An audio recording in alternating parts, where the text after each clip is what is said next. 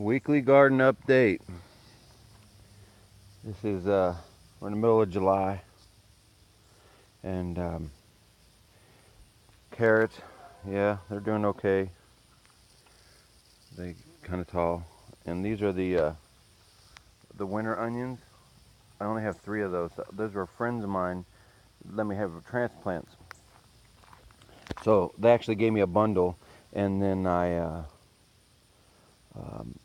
planted them from the food that they gave me, and they took, and now they're starting to get little seedlings that will come off, and I'll plant those.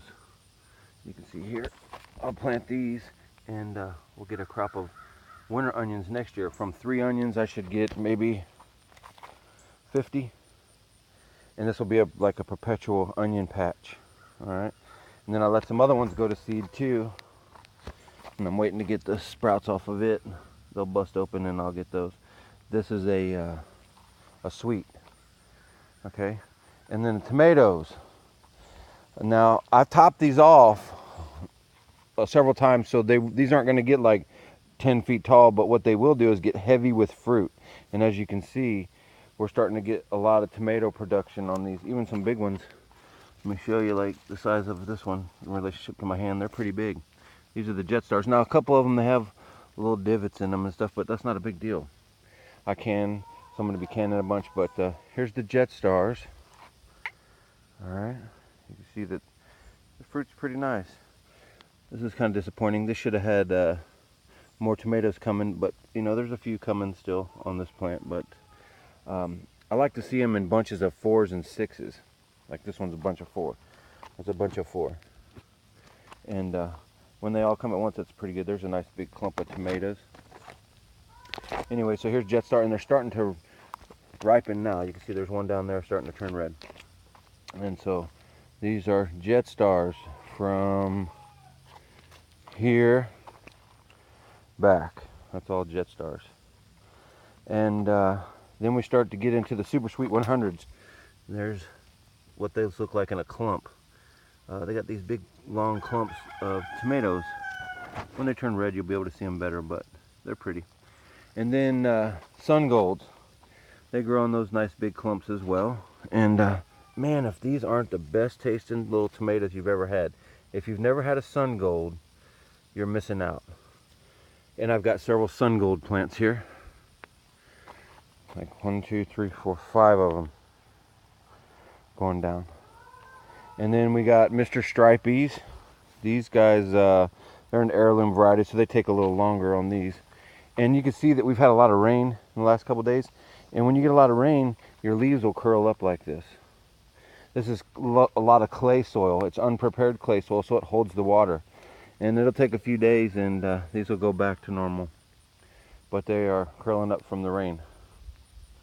And then coming down here, these are some more Mr. Stripies up to here, and then we get into like a 4th of July variety. These aren't big tomatoes, but they're starting to get nice and red. And then my ones I'm really anticipating are the Brandywines. These are some nice looking tomatoes, guys. You see, based on my hand, they're kind of big. And I've got like 30 plants of these. And the way I top them is I'm into more vegetable production than plant production. I don't want to grow lots of plant material. I want to grow lots of tomatoes. And the techniques that I use that, and the fertilization that I use does that. So you can see these Brandywines, they are just yielding me some nice fruit here. Anyway, so that's Brandywine, and they come down to here. These aren't Brandywine. I can't remember what these are. I don't know. And then we come over here. Oh, Black Krim. These are Black Krim. Coming down through here, and they're starting to ripen, some of them. Okay, so that's good. Good to see. And these are a nice big heavy tomato. They got some big tomatoes on some of them, but they're still growing. The heirloom varieties, they don't grow as fast as these hybrids, right? And I need to re-trellis because some of these plants are hanging in my row. So I need to put another trellis in and tie these up because they're starting to fall down with the weight of the tomatoes. You can see some of these tomatoes are pretty daggone big compared to my hand. You get an idea. what they look like. Again, these are all black crims through the end here. And then we've got some of the smaller tomato plants that I have. These are 4th of July tomatoes, these 2 rows. I planted these last. And, you know, they take a while to grow, but they're growing okay. So that's my tomato plants. All through here, those 4 rows. And my onions, let's go look at these onions back here real quick. They're looking pretty good. We've harvested some romaine lettuce already, and we're re-heading that. Let's look at some of these onions here. These are heading up nice and flowering. Isn't that pretty? Onion flowers. Kind of cool. But anyways, you can see how the onions are looking. That's big as a baseball. Small baseball. But if you part your onions back, and they'll just get bigger and bigger and bigger. If you leave them buried in the soil, they won't get as big. So these are all candies. There's a row of onion starts down here, and they go across and go all the way down there. So that's my onions. And then we'll go over here to the cantaloupes. This is my flowering lettuce, romaine lettuce. I want to get some seed. So I'm going to let this go to seed. Alright, so the cantaloupe patch over here. It looks like a big mess of cantaloupes. Now there's 2 hails here. All the rest are French orange. And this is like small ones, and there's big ones in here. There's one that's a little bit bigger. These only get as big as a little bit bigger than a softball. Here's one. And you know that spider web that a cantaloupe gets? When they start getting that, you'll know you're getting close. I've got one that's getting close. So here's more cantaloupe. This one here died, so we'll just take this one off. We don't want to send any more energy to that one.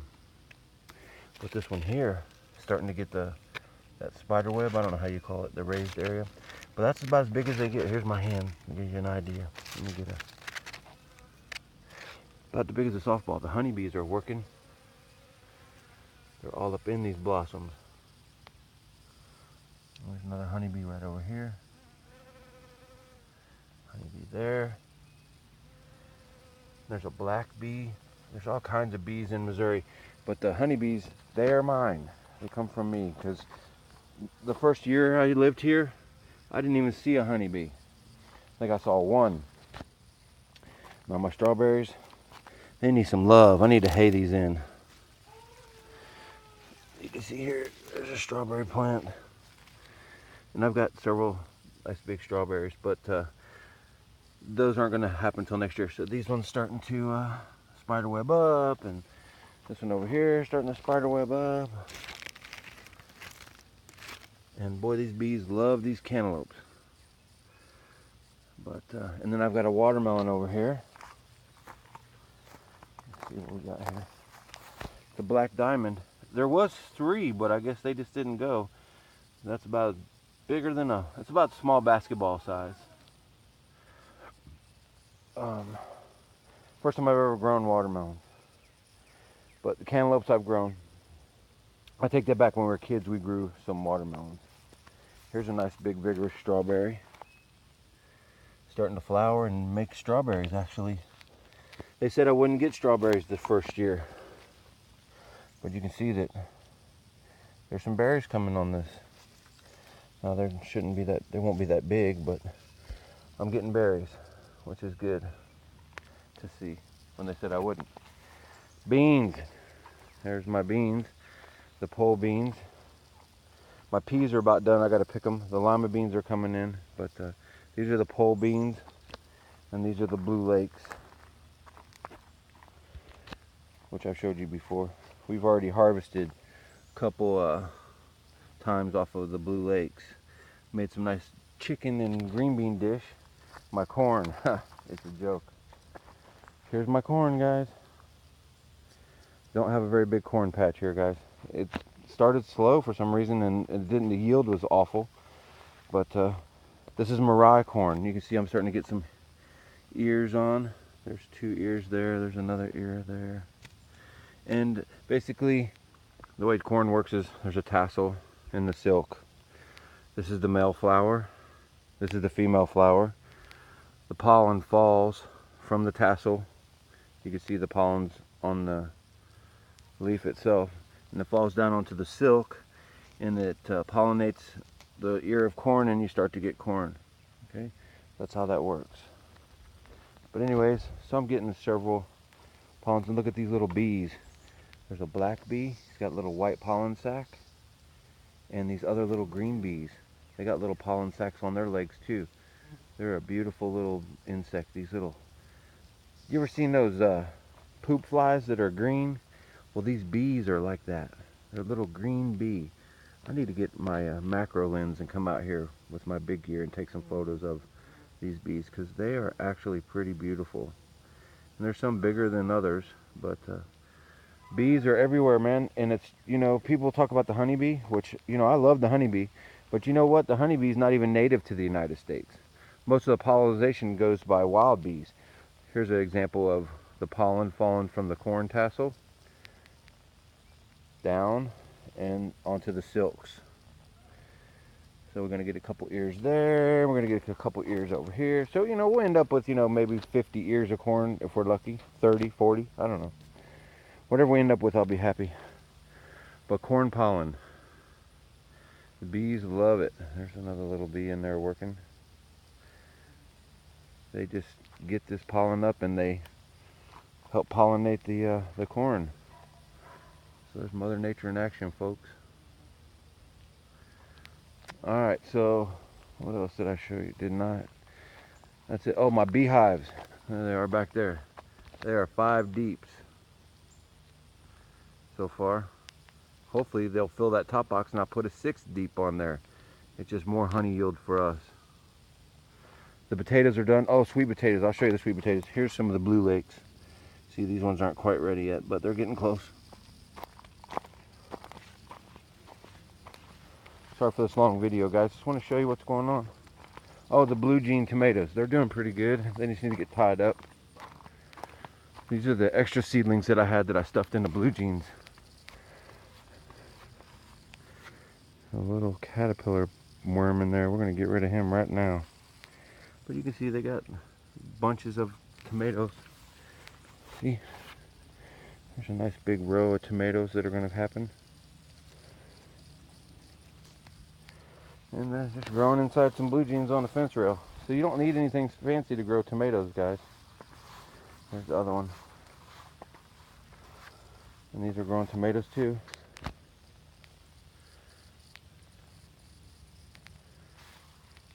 Sweet potatoes. Now, these have a long way to go. These things take a long time to grow. These things take 90, 120 days, something like that. Basically, I'll let these go till frost and give you an idea how big they are. I mean, they're up to my shoulders. And then there's some potato blossoms in there. They're from the morning glory family. And the tops, all these greens, are actually edible. There's a flower coming out. But no, you're not going to do that. We got some stupid Japanese beetles. I hate these suckers. And so I just dispatch them whenever I can. So since I see them in my sweet potatoes, they're definitely, see what they'll do? Overnight they will decimate these sweet potatoes. So I'm going to have to take care of that. I hate to do it, but I'm going to spray some 7 on these. And hopefully it'll save my sweet potatoes. Here's some other little tomato plants. And these are the all blue potatoes. They're done. As soon as this dries out, we're going to dig this barrel up and see what we ended up with. Look pretty rough, don't they? But that's what potatoes look like when they're done. And that's the garden, guys. Oh, we do have some other stuff. I'll show you real quick. The pumpkins. Since it's already 15 minutes, if you stuck with me this long, might as well finish up.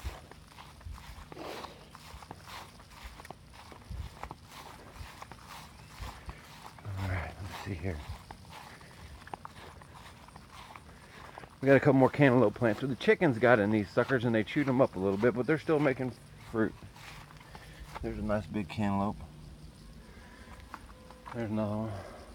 Okay, these are pumpkins.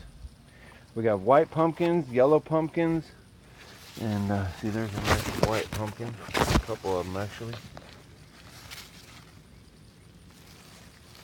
These get pretty big, you know, as big as you can grow them. Oh, the chickens are out, yay. Here's yellow pumpkins. And then we've got the small pumpkins, which are the ones that are like this. You know, those little miniature pumpkins. And then we've got sunflowers. These are Goliaths. I showed you the seedlings. These things are 13 feet tall. And then we got gourds over here.